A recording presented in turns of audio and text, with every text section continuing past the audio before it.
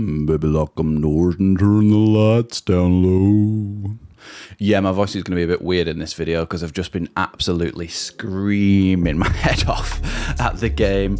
I've just got home, so before we get into this one, hit that subscribe button. That would really, really help me out. But yes, today we have drawn 2-2 against Cardiff City at Elland Road. And in the end, a deserved point. We probably should have had more from this game, but we are still struggling in certain areas of the team. So let's have a look at how we played then. So first of all, we started with Hjelde at left back, Cooper and Strauch when I thought it might be Cooper and Cresswell, and then Ayling at right back, Ampadu, Gray, and then Sinistera, Somerville, and Dan James with Nonto up front. So a few changes from what my predicted 11 was. The main one being Joffrey wasn't in there, and that Nonto was instead. I don't know why that took me so long to think of it. But yes, so we started this game on fire, and we were really doing well to create loads of chances, really exploiting Cardiff's defensive weaknesses, creating loads, but we didn't have a striker to finish them off, so we ended up doing the typical Leeds thing and absolutely dominating until we didn't, until they scored, and they scored two in that first half, and they were really two of the only chances they created, bar that one in the second half where I think it's Tete went through on goal and just basically banged it way, way over the bar. So yeah, it was a weird game because we created so many chances and they just took the ones that actually did come to them, and they were few and far between in this game, let's be honest. But in the positive sense, Leeds did create chances. The corner deliveries, let's talk about them. So I was in the cheese wedge, so Archie Gray was right in front of me for 2 out of 4 of his corners. The first one was front post along the ground and cleared easily, which was not very good whatsoever.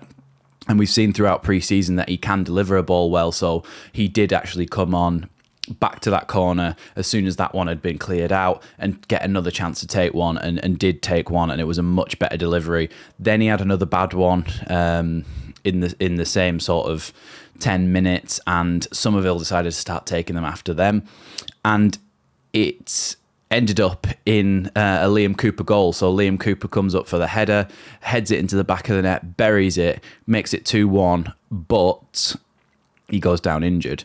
Now, Liam Cooper went off the pitch. From where I was sat, it looked like he may be holding his knee, but he did get stretchered off, and you would imagine that it's not going to be a matter of weeks. It's going to be a matter of months for Liam Cooper. So what does that mean? Well, that means the process of getting centre-backs in is even accelerated even more now.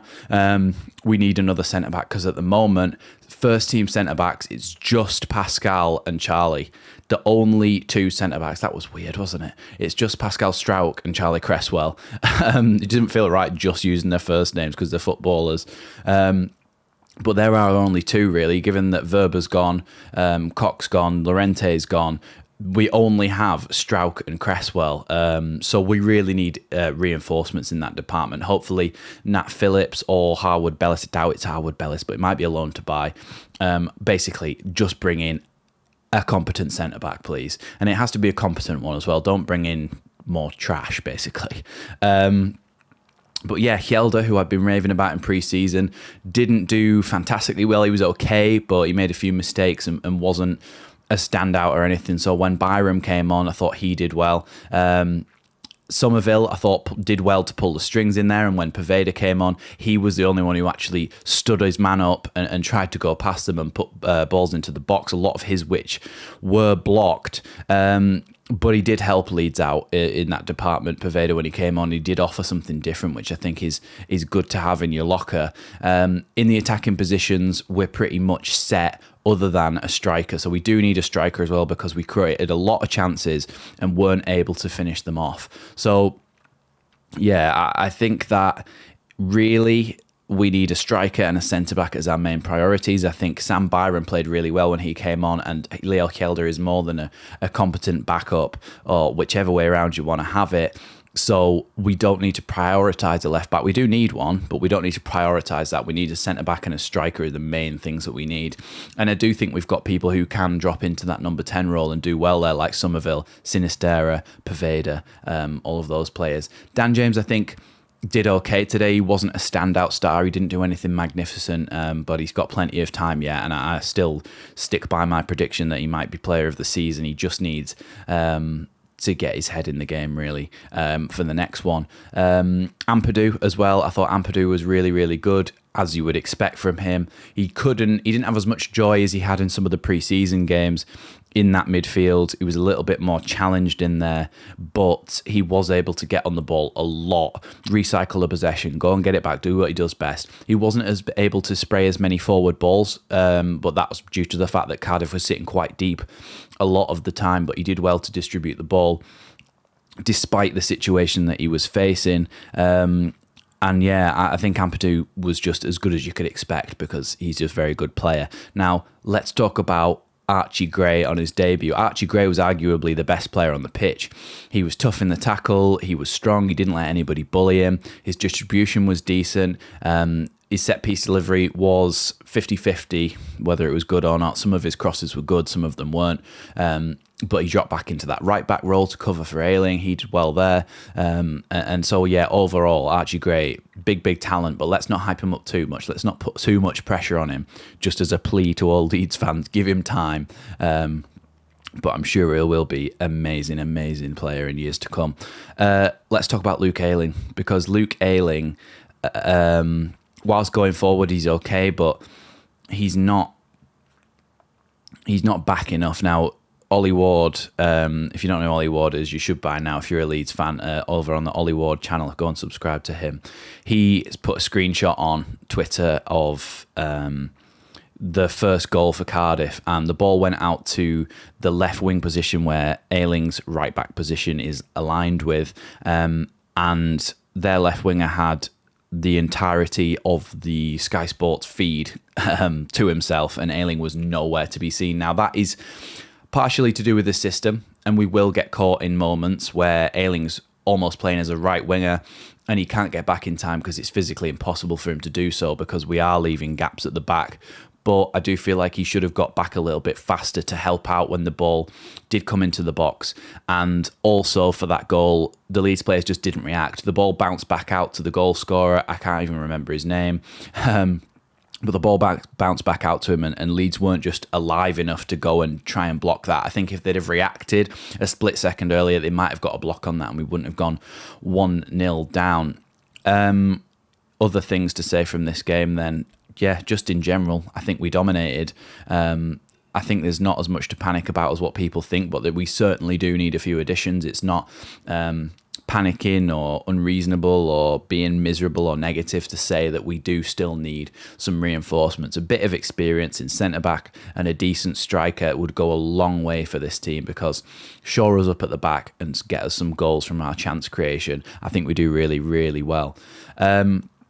The only other thing I wanted to mention is that I don't think I'm going to be doing matchday vlogs anymore.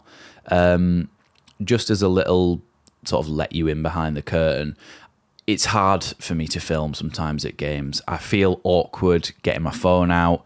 I've had people give me stick before for it, swearing at me and stuff, and I don't care about that. Look, I know people are going to comment saying don't listen to what people tell you, but my main reason is because it's awkward. When you've got people all around you, it's really hard to get a view of the pitch, and so usually I try to film like this, so that it's not in anybody's way. I'm not blocking anybody, and I'm actually still watching the game. I'm just checking every now and again to check that it's actually on the players. But it becomes difficult when there's so many people around you, and I don't want to have to lift it up like this in front of my head, because then I look like a bit of a prat.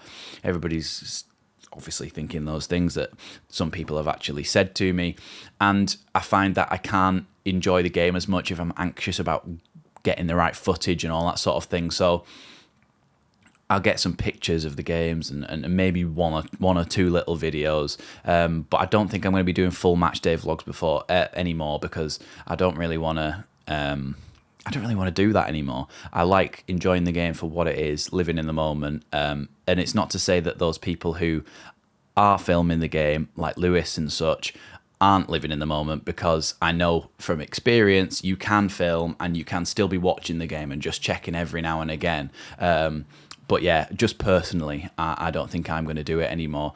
But there will still be, I will still come home after every game and do a proper match reaction as well, going through what I've seen, and at least you can see how the game felt from somebody who was in the ground, which will be a different perspective from somebody who saw it on telly. So yeah, that's just a little bit of an update on that. Thought I'd tell you, keep you in the loop, because obviously everyone here has subscribed to me over the years, who've watched my match day vlogs and stuff, so I thought I owed you a bit of an explanation rather than just never doing one again. But yeah, that's it really. 2-2, it's not a loss.